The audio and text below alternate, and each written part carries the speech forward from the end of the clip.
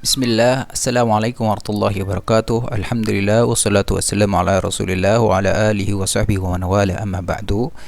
Masuk ke pembelajaran materi kita berikutnya adalah ilmul fara'id. Kita masuk ke pembahasan pertama, yaitu pengertian dari ilmul fara'id. Ta'riful ilmul fara'id, pengertian dari ilmul fara'id. Al-faraid di sini jama dari al-fardu. Secara bahasa al-hizyu wal qat'u wat taqdir. Hizyu atau memotong, qat'u sama juga memotong. Wat taqdir itu menentukan. Dan ini seperti halnya apa yang difirmankan dalam Al-Qur'an oleh Allah Subhanahu wa taala, "Fanissu ma faradtum." Maka bayarlah seperdua dari apa yang telah kamu tentukan. Dalam Al-Qur'an surah Al-Baqarah ayat 237. Wa faradtum ay qadartum. Artinya di sini adalah yang telah kamu tentukan. Secara istilah, ilmun yu'rafu bil waris wa nasi al-warithu wa nasibu min al-irth. Ilmu yang dapat mengetahui, ya, ilmu untuk mengetahui orang yang mendapatkan waris atau ahli waris dan bagian-bagiannya dari harta warisan. Ay yu'rafu bihi man huwa syakhs alladhi yarithul mayyit. Ini adalah ilmu untuk mengetahui siapa saja sih orang yang mendapatkan warisan atau orang yang diberi warisan oleh si mayit. Wa ma hiya sifatu qurbihi minhu.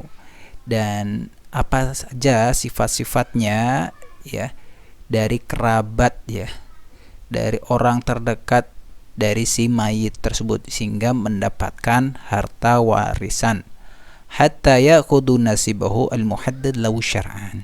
Jadi agar ia mendapatkan bagiannya secara bagian yang telah ditentukan secara syar'i, yang telah digariskan atau dijelaskan dalam Al-Quran dan Sunnah. Fala yazidu alaihi wala yanqusu minhu. Jadi ia tidak boleh menambahkan, ya, dari harta warisnya itu sendiri, wala yanqus atau menguranginya, li'alla la yadlimu ghairahu aw yudlamu aw yadlimuhu ghairuhu, agar ia tidak mendolimi orang lain dan atau orang lain mendolimi dirinya. Karena banyak perselisihan di tengah-tengah keluarga itu sering dari masalah waris, harta waris, pembagian harta waris. Maka Islam mengaturnya agar tidak ada perselisihan. Maka ya ayyuhalladzina amanu qu anfusakum wa ahlikum nara. Siapa sih kita yang nggak ingin masuk surga bersama-sama keluarga-keluarga kita? Masa kita ingin masuk surga bersama orang lain yang bukan keluarganya sendiri? Pastinya kita ingin masuk surga bersama keluarga kita. Oleh karenanya hendaknya agar supaya tidak ada perselisihan, pertumpahan darah di antara keluarga, maka dalam pembagian waris ini Islam telah mengaturnya.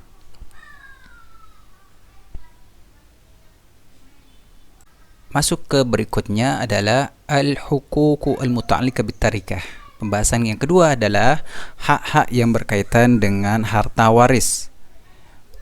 Jadi yang berkaitan dengan harta waris ini ada 4 hak, ya.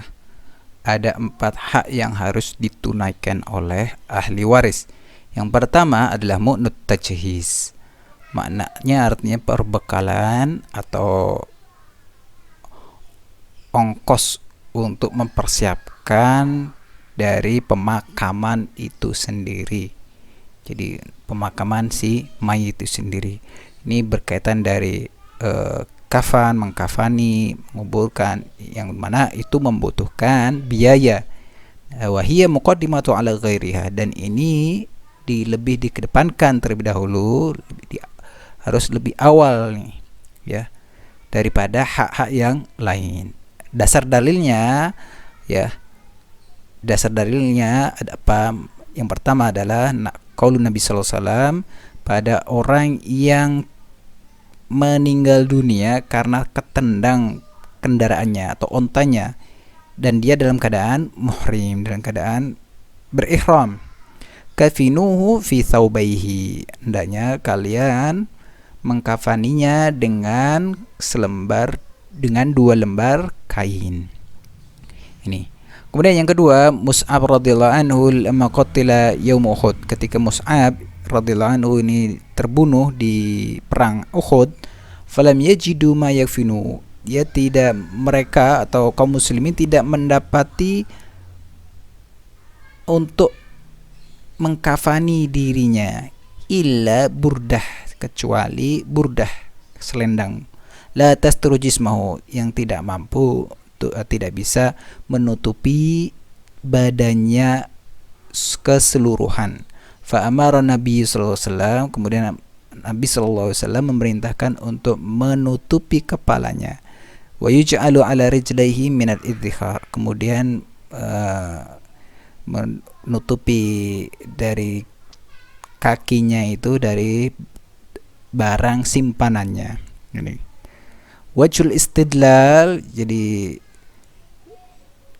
dari sisi dalam pengambilan dalil atau istidlalnya dapat kita ambil kesimpulan secara menurut dari dalil di atas, bahwasanya Nabi Shallallahu Alaihi Wasallam memerintahkan para sahabat untuk mengkafani orang yang muhrim atau orang yang berihram tadi itu dengan dua kain, dan Mus'ab dengan burdah. Mus'ab ini ya radhiyallahu anhu itu dengan burdah atau selendang. Walam yus'al hal alaihi madain amla, dan ia tidak ditanya apakah dia punya dain, hutang atau tidak. Fadulla ala anna mu'nat tajhiz muqaddimatun ala dain. Ini menunjukkan bahwasanya persiapan ya, bekal persiapan untuk menguburkan si mayit ya, dari mengafani sampai menguburkan itu lebih diawalkan atau lebih kedepankan terlebih dahulu daripada membayar hutang. Secara kias. Kemudian yang ketiga ini secara kias. Kama anna kiswatahu fi halil hayah, seperti halnya yang menutupi dirinya ketika dia masih hidup, ini lebih dia kedepankan ya, lebih diawali, lebih dikedepankan terlebih dahulu ya daripada membayar dain, membayar hutang. Misalnya ada orang yang terbuka auratnya, dia hanya memiliki uang untuk bisa membayar bayar hutangnya. Kemudian tapi dia membutuhkan baju untuk menutupi auratnya, dan dia harus membelinya baju tersebut untuk menutupi auratnya. Maka mana yang lebih diutamakan? Itu menutup aurat terlebih dahulu daripada membayar hutang. Kata ba'dal mamat tuqaddimu nutajhiz 'ala dain. Maka dalam hal ini seperti halnya ketika dalam keadaan meninggal dunia pun itu lebih didepankan ya, mempersiapkan ya, persiapan dalam penguburan, dalam menguburkan si mayit tersebut daripada membayar hutang. Yang kedua adalah ad-duyun. Kemudian ya, ini baru yang kedua, ad-duyun, membayar hutang. Wa ta'ti ba'da mu'nat tajhiz, ini datang ini ya, ini hadir setelah setelah persiapan penguburan itu sudah selesai ya. Wa min adillati dzalika, dalil yang mana? Yang pertama dari Rasulullah SAW, qada bid-daini qabla al-wasiyah ya. Hendaknya tunaikan dain, hutang sebelum berwasiat. Secara ijma' pun demikian. Wiman nukila al-ijma' at-Tirmidzi haitsu qala wa hadzal hadis alaihi al-amal inda amati ahli al-ilm. Dan hadis ini ya sudah biasa dilakukan ya pada kalangan amati ahli ilm, pada kalangan para ulama, anna yubda'u bid-daini qabla al-wasina, bahwasanya mengawali atau mendahulukan membayar hutang daripada berwasiat atau memberi wasiat. Wa qala Ibnu Katsir ajma'u ulama salafan wa khalfan anna ad-dain muqaddimu al-wasiyat. Ini menurut Ibnu Katsir, para ulama terdahulu maupun sekarang ini sepakat bahwasanya bayar hutang itu didahulukan terlebih dahulu daripada berwasiat. Kemudian yang ketiga, an-dain wajibun wal wasiyat tabarru. Adapun dain di sini adalah hukumnya wajib, wal wasiat di sini hukumnya tabarru, hanya untuk sunnah. Wal wajib muqaddimu ala tabarru. Maka wajib ini hukumnya harus didahulukan terlebih dahulu dari tabarru. Wa amma taqdimul wasiyah fil lafzi ala dain fil Qur'an limazidil ihtimami wal inaya biha. Wa amma taqdimul wasiyah fil lafzi ala dain fil Qur'an limazidil ihtimam wal inaya biha wa li anna ad-dain lahu man yutalibu bihi amma al-wasiyah falaysa lahu man yutalibu biha.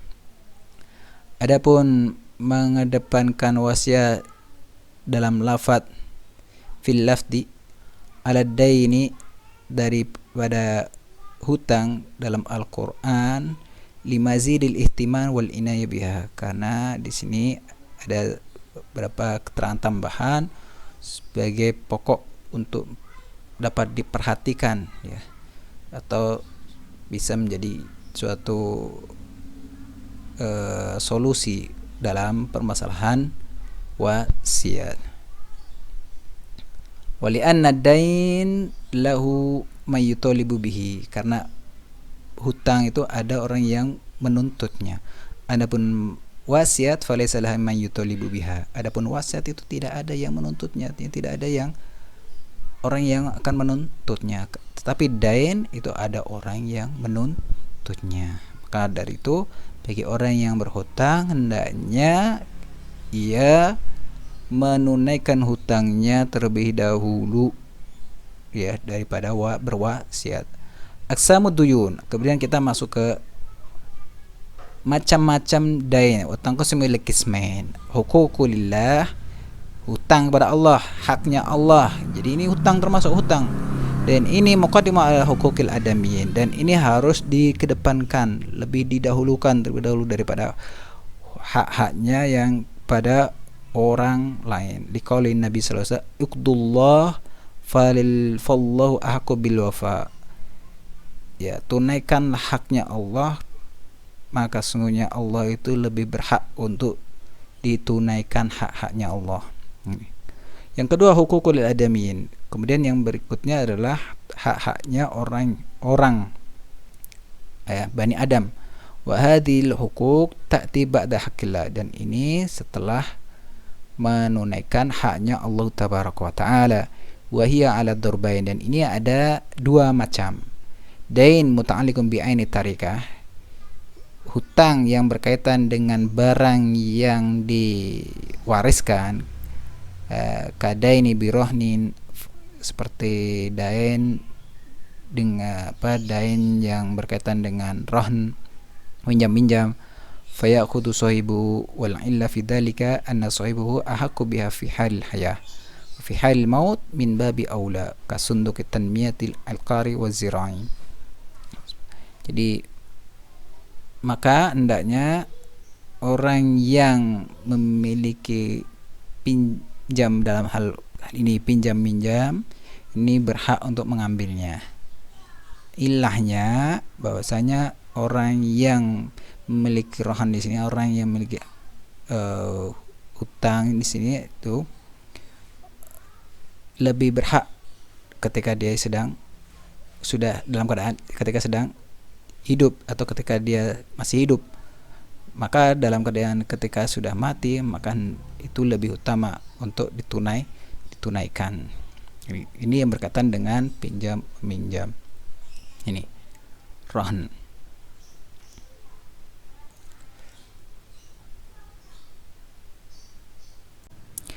Berikutnya adalah hak-haknya manusia, dan di sini hak-haknya manusia ini setelah ia menunaikan hak-haknya Allah tabaraka wa taala. Ini ada dua macam. Yang pertama, dain, hutang yang berkaitan dengan barang warisan. Contohnya hutang dari barang gadaian. Maka orang yang memberi gadai itu hendaknya mengambil barangnya. Ini contohnya si A menggadai atau si motornya ke si B. Si A mendapatkan uangnya, si B mendapat motornya. Ketika si A meninggal, maka si B hendaknya mengembalikan motornya dan si A wajib wajib menyerahkan uangnya kepada si B. Contoh tersebut. Kemudian yang kedua adalah dainun aduyun mursalah. Seperti contohnya seorang itu punya hutang punya hutang ke orang lain 3.000 rial ya.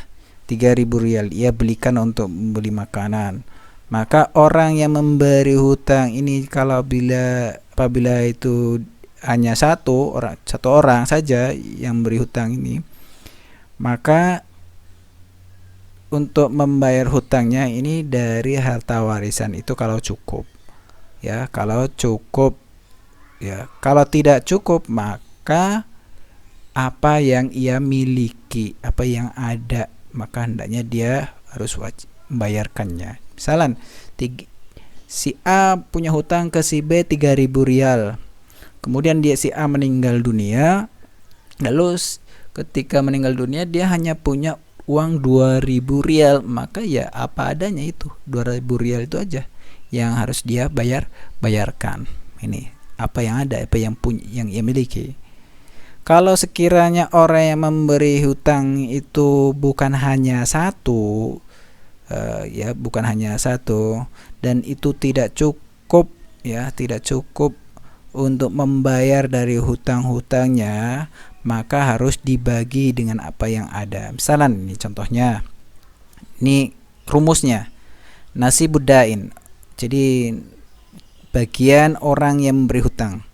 Jadi hutangnya kemudian dikali tarikah, dikali harta warisannya, kemudian dibagi semua hutang-hutangnya. Misalkan Nazar memiliki warisan 6.000 rial. Secara tiba-tiba dia punya hutang banyak kepada orang-orang. Salah satunya kepada Ibrahim. Ini ada 5.000 rial. Kemudian ke Muhammad 3.000 rial. Kepada Abdullah 7.000 rial. Uangnya cuma 6.000 rial. Bagaimana semuanya ini mendapat bagiannya? Maka caranya seperti ini. Nasib atau bagian orang yang memberi hutang maka harta dari orang yang memberi hutang dikali harta warisannya dibagi seluruh hutangnya. Misalnya hutangnya Ibrahim berapa?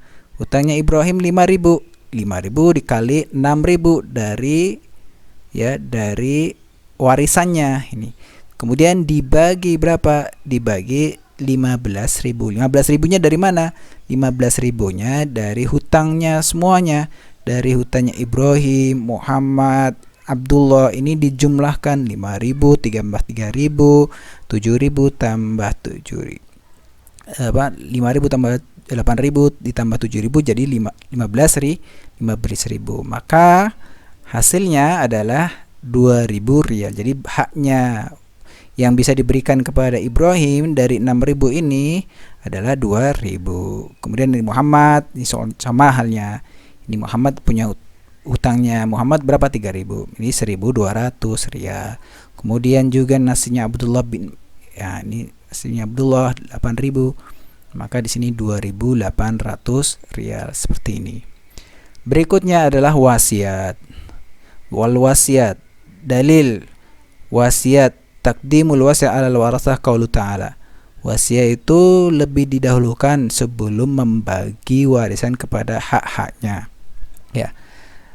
Mimba diwasiyatin yusibiha au dainin. Ya, fahada dalil sharih anna al-wasiyat muqaddimatan ala i'ta'il warasah nasibahum minal miras. Jadi wasiat itu didahulukan daripada membagi warisan sesuai dengan kadar atau ketentuannya pada harta warisan.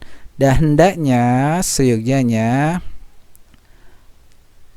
ada beberapa hal, tiga hal yang harus ketahui dalam wasiat. Yang pertama, alla tazida ala sulus, nggak boleh lebih dari sepertiga, ya. Tidak boleh lebih dari sepertiga. Wasiat itu tidak boleh lebih dari sepertiga dari hartanya. Liqauli sallallahu alaihi wasallam li Sa'd hina istadanahu ayyusi biha as-sulus wa sulus kasir.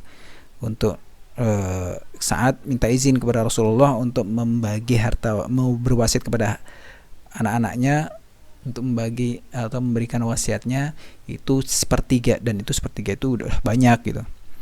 Yang kedua, alla takuna liwaris liqauli, dan hendaknya wasiat ini bukan kepada orang yang mendapatkan warisan. Jadi orang yang mendapatkan warisan itu tidak berhak mendapatkan wasiat. Innallaha a'ta kulli dzi haqqi fala wasiyata lil waris. Maka sesungguhnya Allah Subhanahu wa taala memberikan setiap orang yang memiliki haknya. Jadi Allah memberikan haknya kepada setiap orang yang memiliki haknya.